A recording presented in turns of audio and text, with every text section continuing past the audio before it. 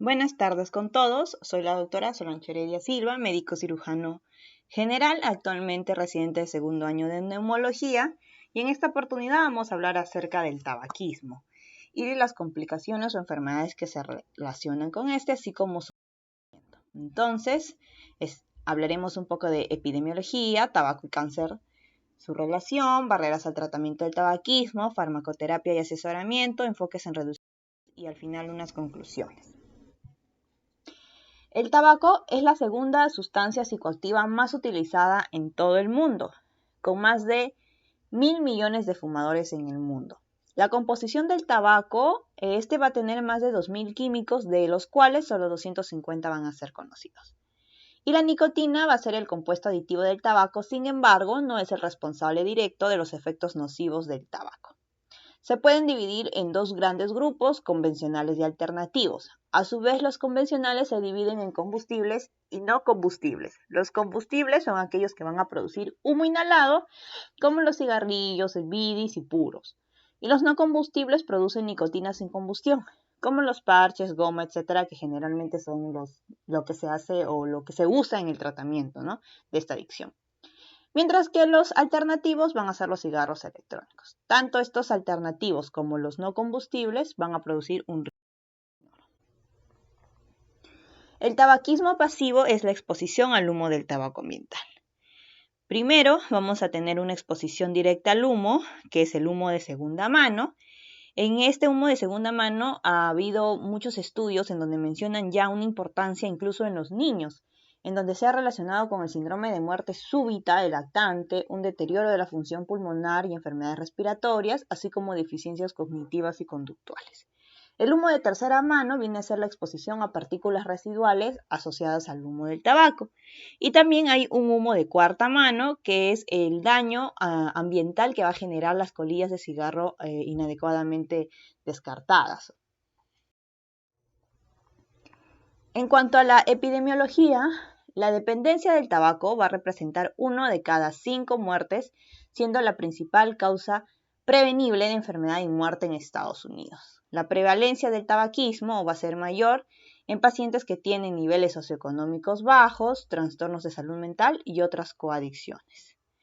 Por ejemplo, se ha visto que si la persona, el paciente, usa otras sustancias o tiene adicción a otras sustancias que no sea el tabaco, este paciente va a tener 5 veces más probabilidad de fumar. O si tiene un trastorno psiquiátrico como ansiedad, depresión, psicosis, tiene 3 veces más probabilidad de fumar. La prevalencia de este tabaquismo se ha reducido en muchos países de ingresos altos por las campañas de salud mental, salud pública, para poder reducir el tabaquismo. Es más frecuente en hombres y mujeres y la edad de inicio suele ser durante la adolescencia, en casi el 90% de los casos, aproximadamente entre los 15 y 25 años. Entonces vemos ahí un gráfico en donde vemos en el cuadro de arriba hombres fumadores actuales de 15 años a más por país expresado en millones en el periodo del 2015 al 2019. Y abajo podemos ver la distribución en mujeres, ¿no?, la prevalencia de tabaquismo en mujeres, que va a ser mucho menor en el este y en el sur de Asia que en América Latina o Europa. ¿Cuál es la relación entre el tabaco y el cáncer de pulmón? La dependencia del tabaco va a ser el objetivo más accesible y consecuente para reducir la carga del cáncer de pulmón en todo el mundo. Dejar de fumar después de un diagnóstico de cáncer de pulmón mejora la supervivencia y mejora la salud en general y la calidad de vida. Por lo tanto, el protocolo de detención de cáncer de pulmón siempre debe ir de la mano del tratamiento del tabaquismo. ¿Por qué? Porque se ha visto que continuar fumando cigarrillos después del diagnóstico de cáncer se asocia con un mayor riesgo de recurrencia, mayor riesgo de complicaciones en cuanto al tratamiento del cáncer y una peor supervivencia. ¿Cuáles son las barreras al tratamiento del tabaco? Primero tenemos la estigma, la culpa y la vergüenza. Existe aproximadamente un 30% de pacientes que van a continuar fumando después del diagnóstico de cáncer de pulmón. Muchos de estos se van a culpar por su diagnóstico y se arrepienten, por lo que se ha asociado con un aumento de síntomas depresivos, retrasos en la búsqueda de la ayuda médica y una menor calidad de vida. Pero también van a existir pacientes con diagnóstico de cáncer de pulmón que no son fumadores y estos pacientes se van a sentir estigmatizados. Entonces, este estigma, culpa y vergüenza reducen el interés de un fumador activo en la búsqueda del tratamiento de la dependencia del tabaco. Y aquí es donde entran a tallar las terapias de aceptación y compromiso, que lo que hace es reducir la autoinculpación, la culpa y la revelación inhibida. Luego tenemos el estatus socioeconómico bajo, que viene a ser el factor de riesgo más importante. El aumento del estado socioeconómico con el tiempo se ha relacionado con una disminución en la mortalidad por enfermedad respiratoria, pero no por cáncer de pulmón. En tercer lugar tenemos las barreras clínicas y del sistema. Los pacientes fumadores con un nódulo pulmonar detectado son más probables que dejen de fumar que aquellos con resultados normales. Aquí el médico es el que debe aprovechar la oportunidad en cuanto puede visualizar en la tomografía un nódulo pulmonar y hablar sobre la importancia del cese de tabaquismo, ¿no? El riesgo que conlleva seguir fumando cuando el paciente ya presenta un nódulo y podemos prevenir o dar un diagnóstico precoz y a la larga una mejor supervivencia si es que se actúa desde el momento que podemos ver el diagnóstico de un nódulo pulmonar y no esperar a que éste crezca, a que éste tome características malignas para recién empezar a actuar. Ahora, la farmacoterapia y consejería. Comprender la adicción a la nicotina es importante. La dependencia del tabaco viene a ser una enfermedad crónica con múltiples recaídas y la nicotina exógena activa la dopamina cerebral a través de los receptores nicotínicos de la acetilcolina y esto es lo que causa los efectos gratificantes, ¿no? Y lo que sea una adicción. Entonces vamos a ver que el ciclo de consumo del tabaco y la nicotina es un círculo vicioso. Inicialmente, la nicotina ejerce efectos tanto reforzantes como aversivos, ¿no? Que a la larga van a determinar la probabilidad de un uso más crónico, es decir, de que se continúe consumiendo. Los pacientes que tienen un uso prolongado de esto, la nicotina induce cambios a nivel cerebral que causa una reducción de la sensibilidad a las propiedades aversivas de la droga. Esto va a generar un mayor consumo de tabaco. Y cuando el individuo o el paciente, mejor dicho, entra en un estado de abstinencia, es decir, deja de consumir esta sustancia, puede presentar irritabilidad, puede sentirse inquieto, déficit de aprendizaje o de memoria, dificultad para concentrarse. Estos síntomas conducen al deseo, al antojo de querer nuevamente consumir el tabaco y por consiguiente a las recaídas y así sucesivamente como un círculo. Entonces vamos a ver aquí todos los síntomas o los criterios diagnósticos. De todos estos se necesitan 2 de 11 de los síntomas dentro de un periodo de 12 meses, ¿no? Y estos síntomas también se pueden usar para el diagnóstico de otras sustancias. Entonces, así de manera importante vamos a resaltar los síntomas principales, ¿no? Por ejemplo, que el paciente tenga o consuma tabaco a menudo en mayores cantidades o durante un periodo de tiempo más largo de lo que había previsto, que tenga un deseo persistente o esfuerzos infructuosos para reducir o tratar de controlar el consumo del tabaco, que dedique una gran cantidad de tiempo de sus actividades necesarias para consumir tabaco, que sienta un antojo o un fuerte deseo o necesidad de consumir el tabaco, que haya un consumo recurrente del tabaco que conlleve o que provoca que éste no realice o no cumpla con sus obligaciones importantes en el trabajo, en el colegio o incluso en la casa, que sea excluido o de una reunión importante social, ocupacional o actividades recreativas porque consume el tabaco o no lo puede dejar de consumir, que recurra al tabaco en situaciones peligrosas, como por ejemplo fumar en las camas, ¿no? Entre otros. Al costado podemos ver un score, un test, que es el test de Fagerström, que evalúa el nivel de dependencia y básicamente son 6 preguntas, que esto nos ayuda pues al diagnóstico. Ahora, hay medicamentos aprobados para este tratamiento.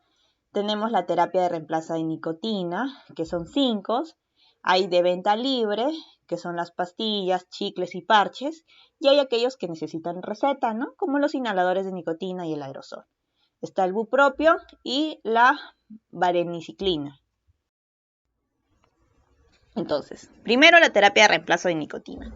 Esta terapia de reemplazo es una alternativa segura y no adictiva porque hay una liberación y absorción de la nicotina mucho más lenta. Idealmente se debe realizar una terapia combinada. No tenemos los parches transdérmicos que hay de diferentes dosis, que lo que hace es actuar en niveles o nos da niveles constantes de nicotinas. Y este debe asociarse a un aerosol nasal o a chicles, que se usan según necesidad o cuando sea necesario. En cuanto al tiempo, bueno, se ha recomendado una duración de 12 semanas, pero se puede extender en función según las características o los factores de cada paciente. El bupropión. El bupropión es un antidepresivo que actúa bloqueando la recaptación neuronal de la dopamina. Es más eficaz cuando se combina con las terapias de reemplazo y cuando se asocia a un asesoramiento.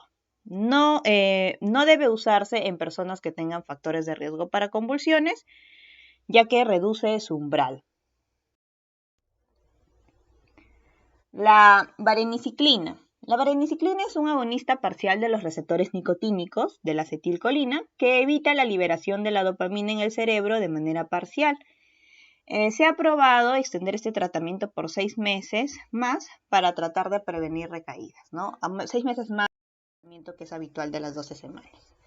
En el asesoramiento, bueno, el asesoramiento puede ser grupal o individual, que es eficaz para el abandono del hábito de fumar. Lo ideal es que esté acompañado siempre de la farmacoterapia.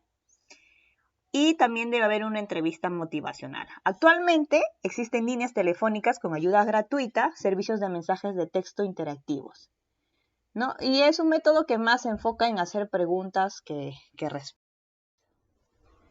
Ahora hablemos un poco de los cigarros electrónicos, que está lamentablemente muy de moda. Hay 2 revisiones o 2 estudios grandes en el 2014 y el 2016 que hablan sobre la efectividad de los cigarrillos electrónicos para dejar de fumar y la seguridad, y ambas coincidieron, o sea, ambos estudios, en la baja calidad de la evidencia, ¿no? Basada solo en una pequeña cantidad de estudios. Por lo tanto, aún debe haber mayor investigación. Pero hay un último metaanálisis que reveló que la abstinencia fue mayor entre los usuarios de cigarrillos electrónicos en comparación con el placebo, pero no se observó ningún efecto al comparar los cigarrillos electrónicos con los parches de nicotina. Sin embargo, estos cigarrillos electrónicos ya se ha visto que lo que hacen es causar una neumonitis, ¿no? Un daño ya, y no está abstento de efectos adversos, ¿no? O de complicaciones. Hay una estimulación magnética transcraneal y una estrategia baja de nicotina.